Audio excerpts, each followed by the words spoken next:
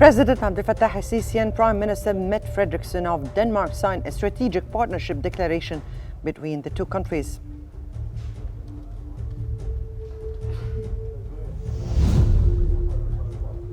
Prime Minister Mustafa Madbouli emphasizes ongoing talks with Qatari teams to implement agreements from the Qatari Prime Minister's November visit to Egypt.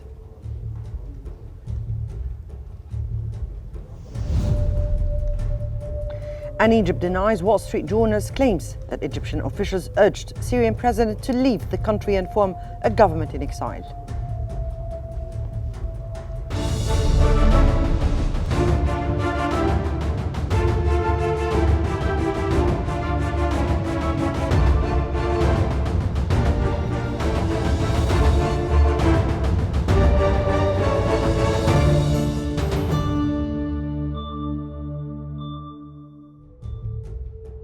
You're watching the latest updates from Egypt on Qnews, and let's move to the latest developments.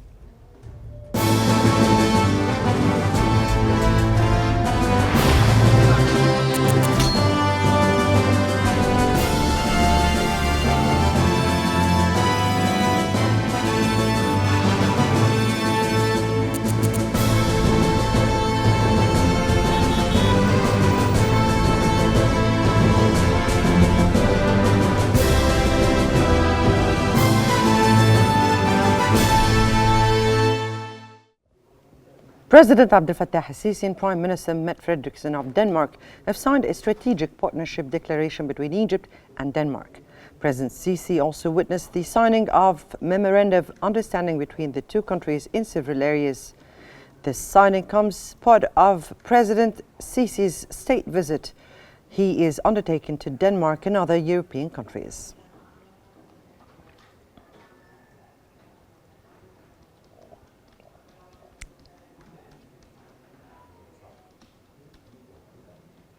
President Abdel Fattah el-Sisi and Danish Prime Minister Mette Frederiksen have discussed cooperation in areas including energy, health, transport, investment and combating terrorism. President el-Sisi reiterated Egypt's push for an immediate ceasefire in Gaza and the establishment of a sovereign Palestinian state with East Jerusalem as its capital. They also addressed the humanitarian crisis in Gaza as well as security concerns in Lebanon, Syria, Sudan and the Ukraine crisis, emphasizing diplomatic solutions and respect for sovereignty.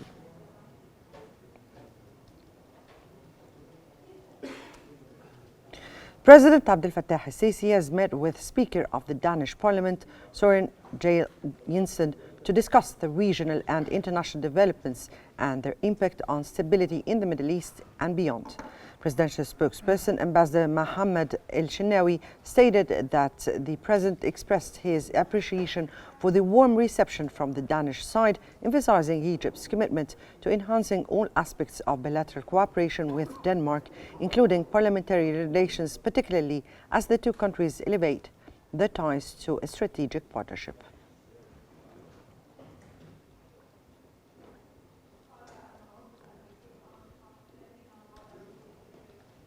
President Abdel Fattah el-Sisi has invited King Frederick X and Queen Mary of Denmark to visit Egypt and attend the opening celebration of the Grand Egyptian Museum. While attending a dinner banquet hosted by the King, President el-Sisi highlighted the common goals between Egypt and Denmark, which serve as an important bridge for communication and dialogue between the two countries.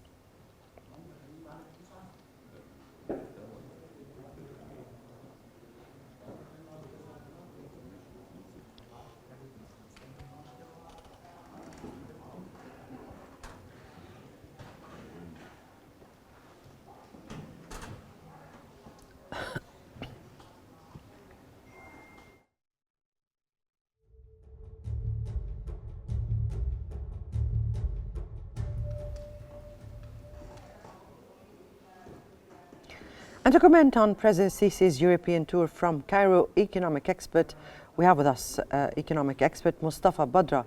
Good evening to you, sir, and welcome to Qnews. Hello. Now, Mr. Badra, what is the significance of raising relationship with Denmark to elevating the relationship with Denmark to a strategic partnership? Good evening to you. Let's say that today the tour of President Sisi to Europe and the first leg, which was Denmark, Egypt is structuring many new understandings about uplifting the level of relations and enhancing the investments and the trade exchange between the two countries to improve the economic situation in Egypt, especially after the current international pressures. Many countries, including the countries of Africa and others, including Egypt, are working to enhance their strategic capabilities, to enhance the trade exchange, to enhance the investment, and to get also to joint political visions so as there would be a proper methodology of thought and a proper position and stance towards many cases, including the ones highlighted by President Sisi and the Prime Minister of Denmark today, many files including Lebanon, Palestine, and of course Syria and the Red Sea situation, and how to develop visions for the upcoming years. Now, from your point of view, the agreements that were signed today by President Sisi in Denmark, how do you view their significance, and how would they impact the economy in both countries? Is actually enhancing its bilateral cooperation with all countries, especially the countries of the European Union. And if Egypt has established a better infrastructure of economy and investment, it is looking for foreign partners to localize the foreign direct investment in Egypt. For countries like Denmark, which has got a great role in the international navigation lines and maritime navigation. So Denmark has got a great reputation worldwide on this, and it's now enhancing its investments in the region and in Egypt through the Suez Canal, and to have some kinds of special partnerships like the one with Egypt. And President Sisi has highlighted this, and the President and the King of Denmark attended the Joint Business Council in order to enhance the economic capabilities and enhance the economic cooperation between the two countries. This all pours into the interest of both countries, especially the Danish companies that are among the best partners in the world, that has got real thought about enhancing transportation and also enhancing the renewable energy. Now, what are the key areas of cooperation between Egypt and Denmark, and what will be or what will occur following this visit? Let's say that after the launch of the so-called the first step or the first station of President Sisi in Denmark, there are many companies and institutions who would be trying to enhance their opportunities in the Egyptian market, especially as Egypt is trying to have more role and more endeavor with the EU, especially after the signing of the strategic partnership, and after a new agreement with EU, where the EU vows to inject more 10 billion euros into Egypt. Denmark would be also chairing the EU in the upcoming year, 2025. So this will enhance the cooperation between Egypt and Denmark in many files. His Excellency the President spoke about a great understanding about combating the illegal migration, and this will also be moved even further towards protecting the borders against the illegal immigration, enhancing the lives of these young people, and also enhancing the energy file by working more on different files and different projects. There could be more excavations, more innovation, more, so there will be a lot of that, and there can be some targeting of certain areas to see the impact of the Red Sea on the source chains between Egypt and Europe. So this will be discussed in the next year. Now, from your point of view, how does this visit, the visit by President Abdel Fattah al-Sisi, reflect Egypt's foreign policy goals, particularly in Europe? Let's also say that President Sisi has put a specific methodology since he came to office in Egypt, how to cooperate with all countries of the world, to the very, very far east, to the very far west, to Africa, to Europe, and with a methodology that shaped the Egyptian diplomacy and Egyptian foreign affairs about working for investment, working for peace, instead of more conflicts. Conflicts lead to nothing but devastation of many countries.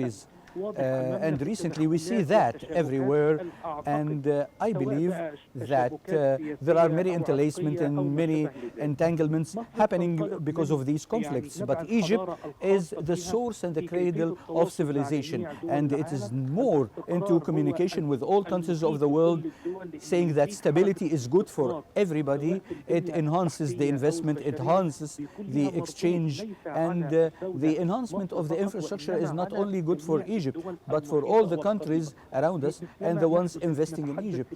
We are speaking now that Egypt is cooperating and enhancing investments not only to Egypt but to all Africa. And this is basically helping Europe by lowering the illegal immigration to Europe. And Egypt is having a real methodology regarding linking the electricity to other countries. And the electricity linkage is happening, and the expansion of investment is happening. And cooperation happens in the navigation files, in the Nile water files. All these files are not at all away from the Egyptian political concern and Egyptian political attention. And all of this is very much important for the interests of both countries and both sides. Indeed. Well, that was economic expert Mustafa Badra. Many thanks for your insights. And moving on with our bulletin, Prime Minister Mustafa Madbouli has emphasized the ongoing consultations with working teams from the Qatari government to implement the agreements made during the visit of Qatari Prime Minister to Egypt at the end of November. During his meeting with the Emir of Qatar, Tamim bin Hamad Al Thani, Prime Minister Madbouli conveyed President Sisi's sincere desire to enhance cooperation and coordination across various sectors between the two countries. He also highlighted the significant progress in Egyptian-Qatari bilateral relations, particularly in the political, economic and investment sectors. Prime Minister Madbouli expressed hope that the projects discussed with the Qatari side would be implemented as soon as possible.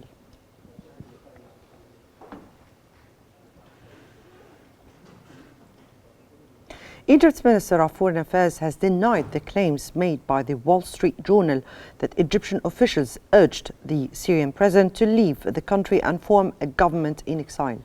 Egypt affirms that this information is entirely false and baseless. It also calls on all media outlets to verify the accuracy of the information they publish.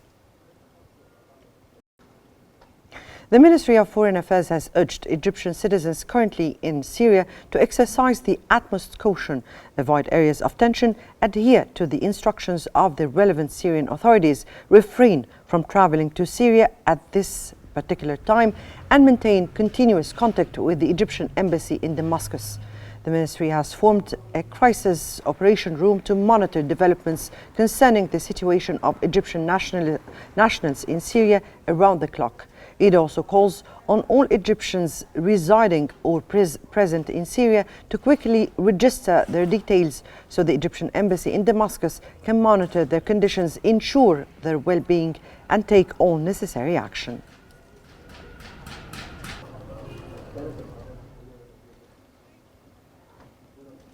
Minister of Water Resources and Irrigation Hani Swalem has stated that the construction of the Ethiopian dam began without any consultation or adequate studies regarding its safety or the economic, social and environmental impacts on neighboring countries, which constitutes a violation of international law. During his meeting with Muna Ali, Secretary General of the Sudanese High Council for Environment and Natural Resources, Minister Swalem underscored the importance of riparian states adhering to the relevant international legal framework, including existing agreements and international law principles. He also reiterated Egypt's and Sudan's rejections of any actions or measures that affect their rights to the Nile waters.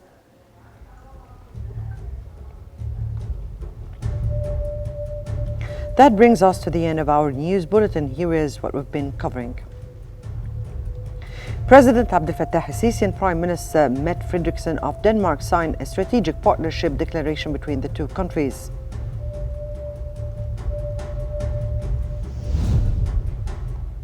Prime Minister Mustafa Madbouli emphasizes ongoing talks with Qatari teams to implement agreements from the Qatari Prime Minister's November visit to Egypt.